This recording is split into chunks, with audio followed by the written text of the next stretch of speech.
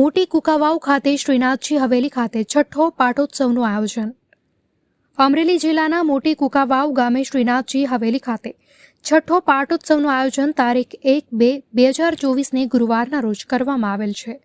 Shri ગિરિરાજજી charitable trust સંચાલિત શ્રીનાથજીની હવેલી ખાતે છઠ્ઠા પાટોત્સવનું ભવ્ય આયોજનમાં રાત્રે કાન ગોપી ઉત્સવનું પણ આયોજન કરાશે।